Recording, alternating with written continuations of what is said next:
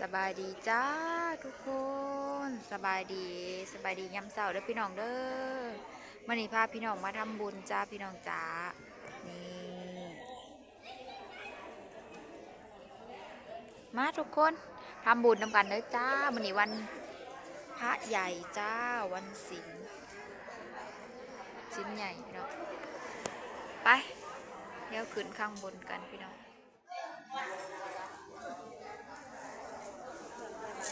สบายดี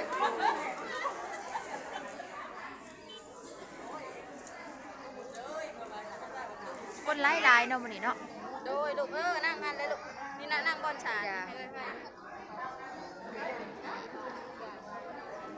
ข้าวโพดนั่นแหละต้มเต็มหม้อ ไอ้ผ้าได้เป็นแกะนะ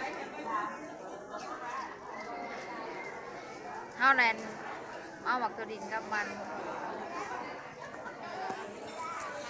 นัดคนเราไปขู่กัน ไปรอดกล่องนานะบ่รอดกล่อง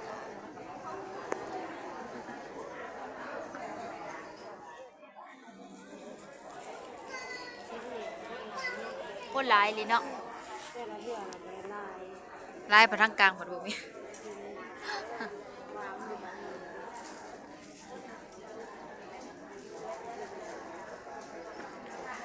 บัดทางกลางมันคือบ่มีคนนั่ง หลายกับบนังทางกลาง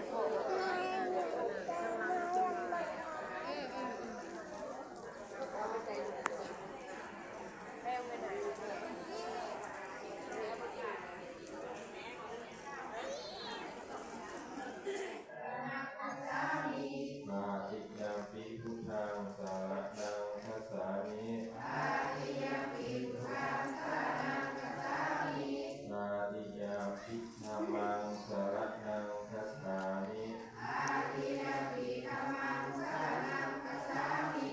มาติยามปิสังฆังสารนังคัสสามิ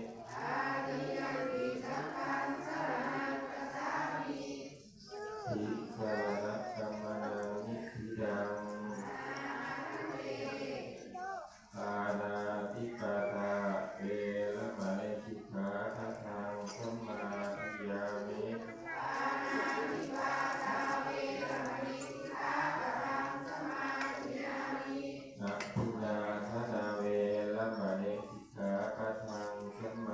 ิฏฐิยามิ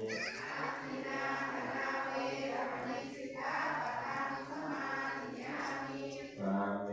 สุวิสาจลาเวรมณีสิกขาทัฏฐังสัมมาทิฏฐิยาม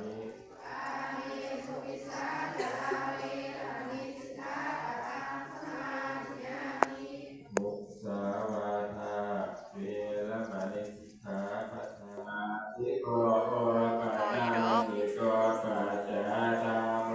ทิตาโอวิญโยเย เริ่มใส่บาตรแล้ว ปฏิปันโนภะคะวะโตสาวกสังโฆโอตุปฏิปันโนภะคะวะโตสาวกสังโฆสาวกสังโฆสามีจิตติปันโนภะคะวะโตสาวกสังโฆญาติตังจัตตารุปุริสังมุปาลายาตังปุริสังมุปาลาเยสะภะคะวะโตอาวุจายโยปาวุจายโยนะจิตายโยอันตุปะยะมังกะลาอัตตะกะตะโยวะจาโมทิยามิเดนะนะตะเตมิโยนะนะกาวิทิยาสุปะคะวานิโมกะอาคายิกะเวญาณโลสัพพโยมาคาวิโกนะโตยิตายะสัพพะคะโอเรตวะปะละเมียตาปะปันโตตาโตสิโกตานังอิเตระปัจจาเตนะ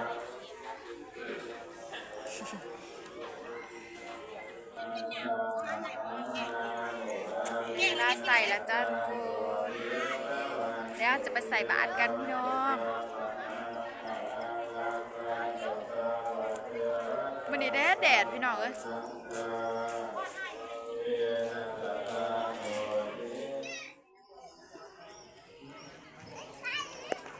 สบายใส่แล้วพี่น้องไม่มีตากล้องเลย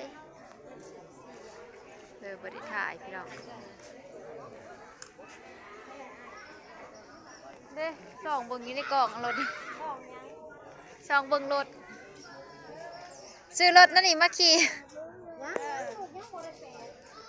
รถพ่อใหญ่วันระวังเนาะ กากกล้วยรถแล้ว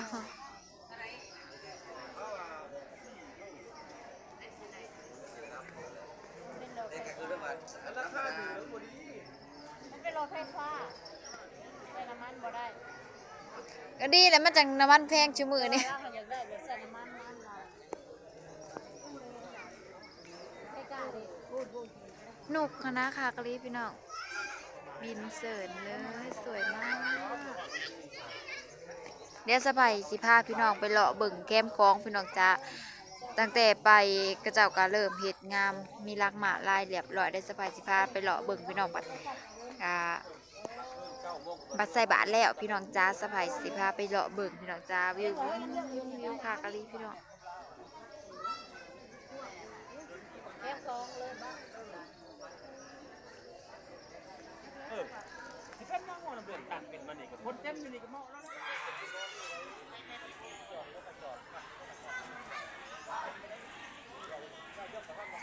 คนหลายหลายพี่น้องเอ้ยมื้อนี้นะเพราะว่าเป็นวันศีลใหญ่พี่น้องเอ้ย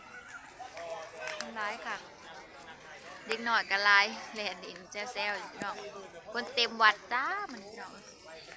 ลงวัดในรอบหลายเดือนเพราะว่าไปทำงานบ่ได้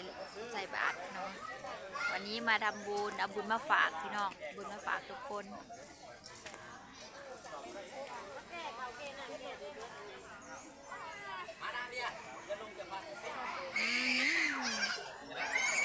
เพิ่นสิซื้อรถใหม่บ่พุ่นน่ะพากันขึ้นไปเบิ่งรถใหม่พี่น้องจ้ากระเจ้าซื้อรถจักรถอีหยังบ่เคยเห็น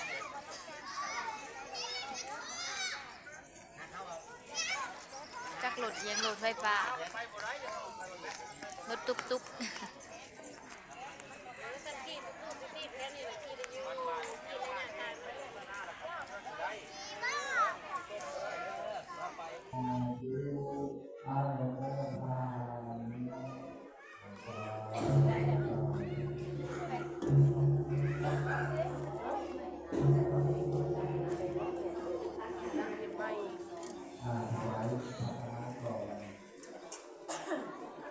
อิมานิมานังพันเตอิจาปตานิหัตตานิสาภวรานิภิกขุสังฆาสาโอโนสัญญามาสาธุโนพันเตภิกขุสังโฆอิมานิอิจาปตานิ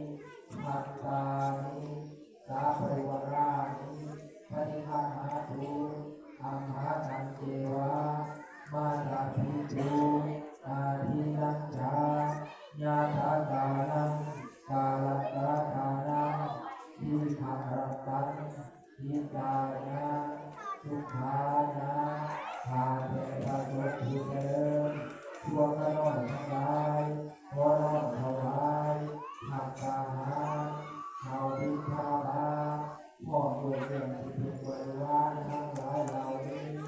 แด่พระสงฆ์ขอพระสงฆ์จงหาแล้วเพื่อพายโมดและความสุขของพวกกระนอนทั้งหลายสิ่งใดนั้นเถิดส่วนบุญกุศลทั้งหลายที่พวกข้าทั้งหลายได้กระทำลงแล้วด้วยกายวาจาใจจะขออุทิศให้แก่ข้าพเจ้าทั้งหลายทุกดวงหา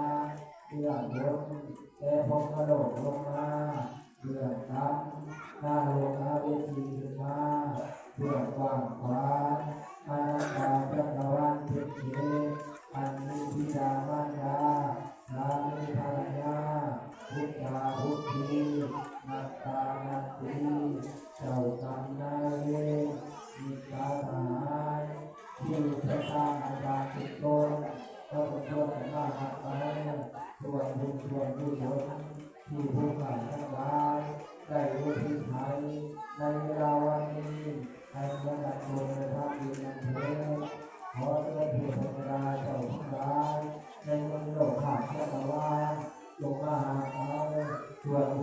กุศลที่ทุกข์ทั้งหลายได้รู้ดีไปนี้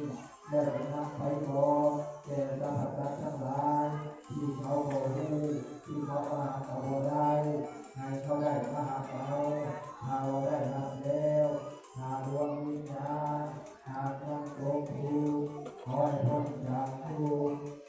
ถ้าเราถึงทุกข์แล้วขอให้ทุกข์มีถึงไปมีการถือเอาไปเกิดก่อนตายเกิดสวรรค์พาที่หากการจำเป็นหากต้องไปแล้วขอดวงดีที่รักเธอต้องการให้พวกนี้ลงพ้นจากความถูกข์ทั้งปวงนั่นด้วยเถิดแล้วภูมิโมทนาในส่วนที่ควรรู้ผลขอเป็นพวกพิหารได้จากเมื่อวัน สัพพะการังนั่งเองดีที่ถูกในทุกนาร่วมทำอำนวยอวยใจให้พ้นโดนบันดาลให้ทุกข์ทั้งหลายได้พ้นทุกข์พ้นโศกพ้นโลกพ้นภัยพ้นเคราะห์พ้นทุกข์พ้นเวรพ้นกรรมด้วยเมตตากุศลพ้นทุกข์นี้ด้วยเถิดสาธุสาธุสาธุปานิสุทโธอานุโมทามิ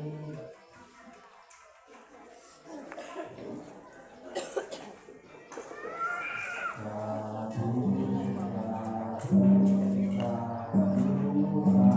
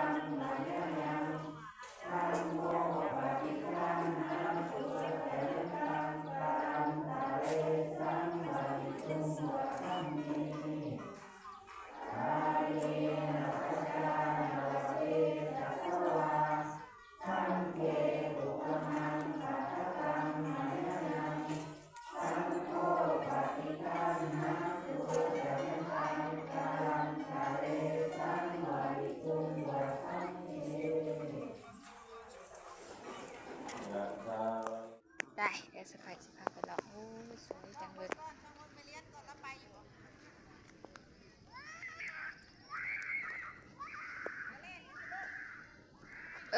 เฮ็ดทางลงขากะลีเนาะนี่อุ้ยสูงแท้นี่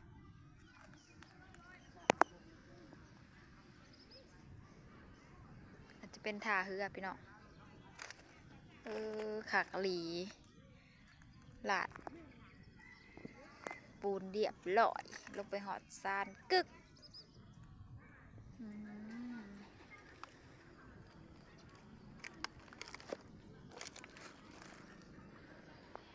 วิวสวยบรรยากาศดีมากเลยพี่น้องวิวคลองพี่น้องจ้าอันนี้จะเป็นวิวตะพังโขงเด้อพี่น้องเด้อเพิ่นเฮ็ดกันเจือนเรียบร้อยมีรักมาลายเรียบร้อยสวยงามทุกคนบ่ได้เฮาไป3 เดือน3-4 เดือนมาเสร็จเรียบร้อยหมดเลย งามเบิดเลยทุกคน